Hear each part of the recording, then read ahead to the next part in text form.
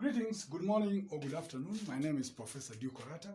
We are continuing with our lectures in thermodynamics, and today we want to look at the vapor bubbles. Vapor bubbles, we have seen pool boiling, and we have this aspect of vapor bubble. That is, what do you think is the mechanism for formation of this vapor bubble, and what are the mechanics of it in terms of thermodynamics? One of the things which you got to realize is that when we are dealing with the vapor bubbles in a fluid field, the complications is one, its formation is a bit hazy. Number two, they could interfere amongst themselves in that fluid field. In addition, these vapor bubbles could coalesce together. All these are complicated aspects of understanding the mechanics of these vapor bubble formations. But let's just take note of that in the case of, so we are talking of vapor bubble formation.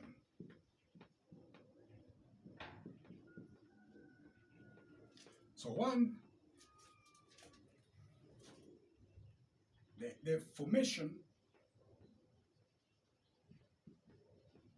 of the vapor bubble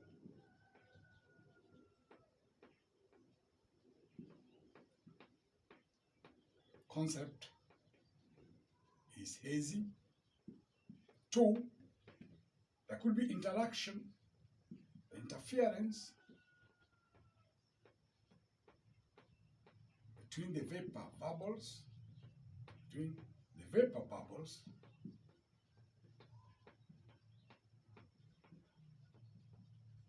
fluid, the field, and then there's also possibility of the vapor bubbles coalescing.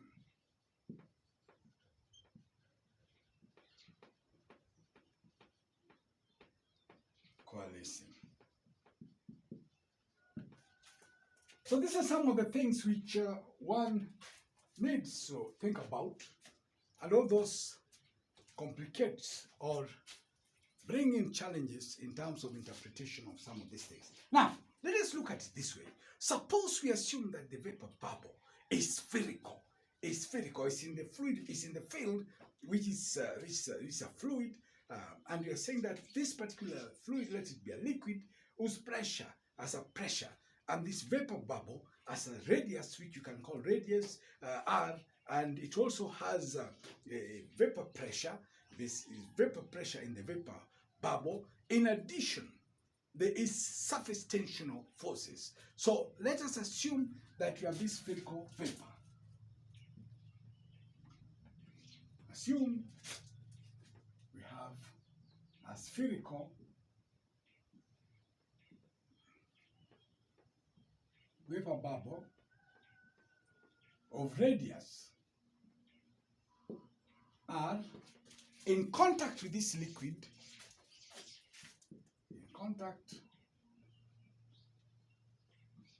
liquid having pressure P liquid.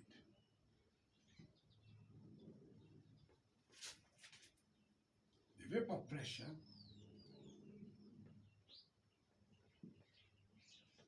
in the bubble is P vapor, and a surface tension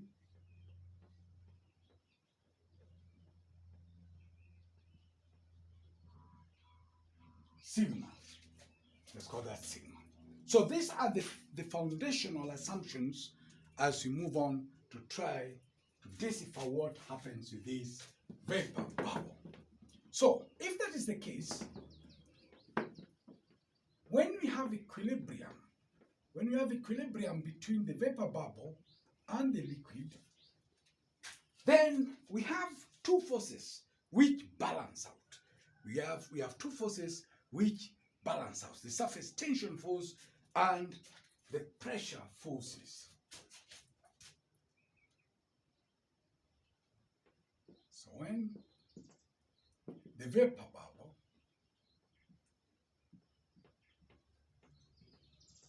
the liquid are in equilibrium,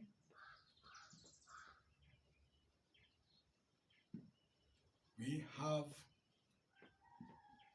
two forces, two balanced forces operating.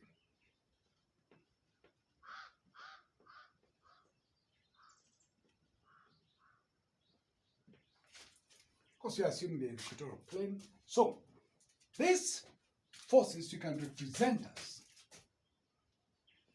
You can represent this as pressure of vapor minus pressure of liquid times that area should be equal to the surface tension times 2 pi r, where sigma is the surface tension,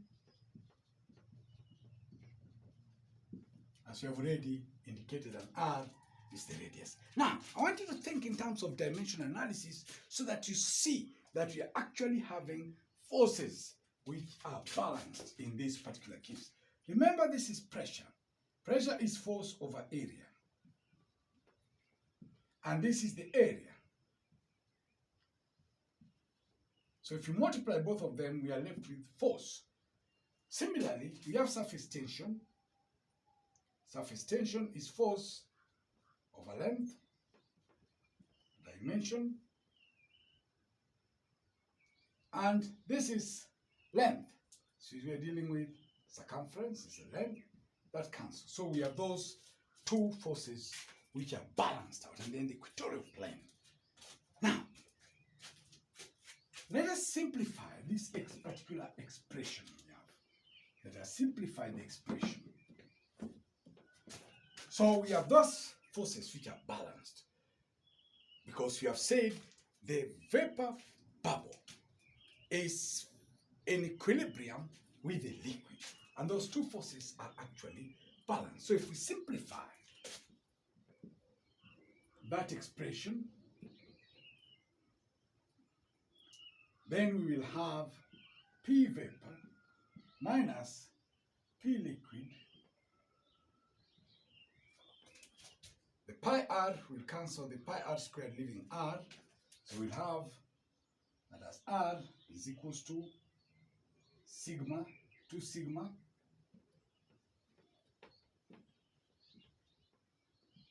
or what are we saying? P vapor minus P liquid will be equals to 2 sigma over r.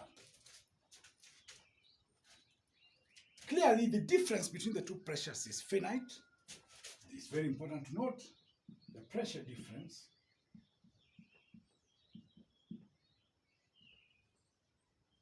is finite. And the other thing which you need to note out of this expression here is that if the vapor bubble were infinitesimal, this is a term which you have used repeatedly in our lectures, and I continue encouraging you to go through those lectures systematically so that you build up. If the vapor bubble were infinitesimal, then this quantity r would be very small, so that this value will be infinite. Just note, if the vapor bubble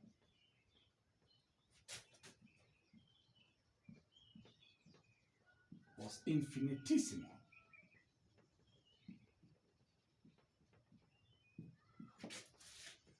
then P valve minus P liquid will be infinity. And so what does that imply? That we will not have any vapor formation. So we will not have no vapor formation. No vapor bubble formation. Let's take note of that. Now,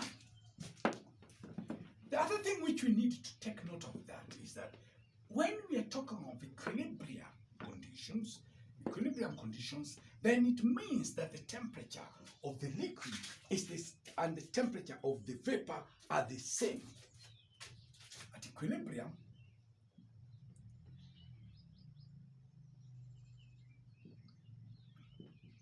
the temperature of the liquid is the same as that of the vapor.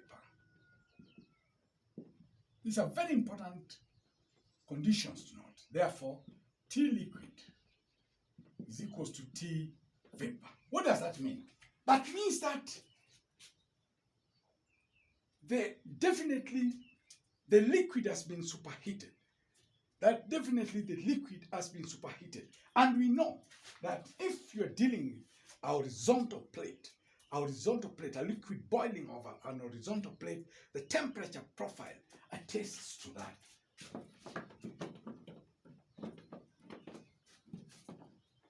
So what are we saying? Therefore,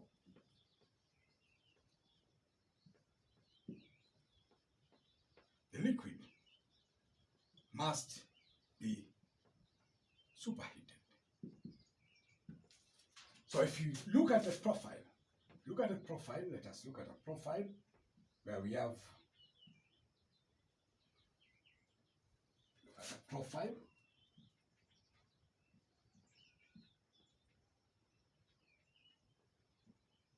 Look at a profile here.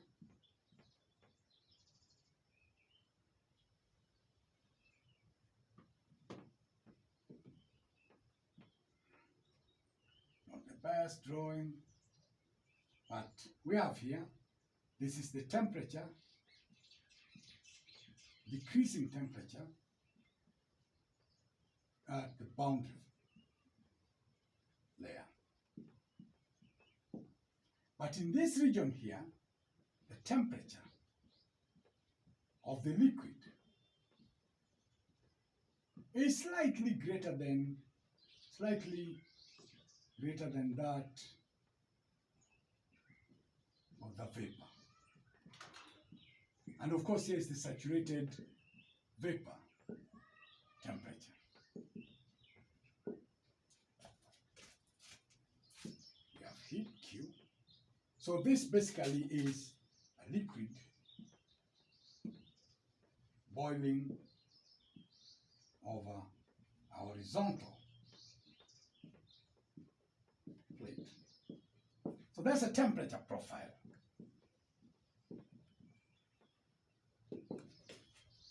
And it's very important also to mention that if the surface is smooth, then you will find, for example, when you're dealing with a fluid or a liquid like water, then the degree of superheat can be up to 50 kelvins. And again, I keep repeating, just kindly take time and have a look at the series of lectures. We talked about degrees of superheat. That's the difference in the actual temperature to that of the saturated temperature at the temperature at that particular saturated pressure or temperature. So that difference, the saturated function, whether it's temperature or pressure, that particular point, we talk of that of the degree superheat. So that difference is about 50. So that if, for example,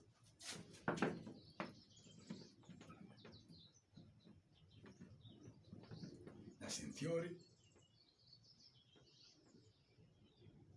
we are talking of that, but then your actual temperature here is T1, and the temperature, that saturated pressure, is say Tx, and that difference, T1 minus Tx, is the degree superheat. So just have a look at the lecture which you talked about. So we are saying that if you have a smooth surface and you have a fluid like water, then the degree superheat can even be 50 K. Just for notification, just note that for a smooth surface,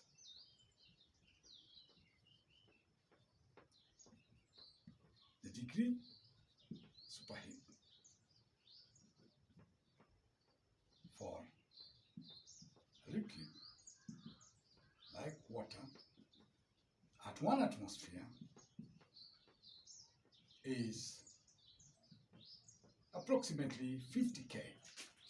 But remember that when you have that scenario, that kind of scenario in terms of temperatures, then this is a very unstable system. Note that very unstable. It's a very unstable system. Very unstable system. So sustain it is very difficult. You can have explosive boiling. You can have explosive boiling, what we call pumping. It can de-superheat. And so basically it's a very, very unstable system, but those are possible. Now, if we bring in the concept of phase equilibria, where phases, when you're talking of phases, we are talking solid, liquid, and vapor. And some of the third elements you talked about, phase equilibria, and there I encourage you once again to look at the lecture. Then where the phases can be in equilibrium, and we talked about the components having the same chemical potential in those two particular phases, and so forth. So we can use that concept of phase equilibria to try and get the equilibrium radius of the vapor bubble. And so the fundamental principle which you use here in phase equilibrium, the key fundamental principles are phase rule and the Clausius, the Clapeyron equation.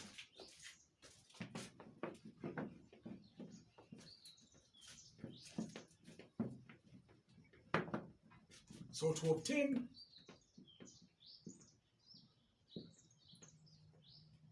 equilibrium radius of vapor bubble, we apply Clapeyron equation. And what is Clapeyron equation?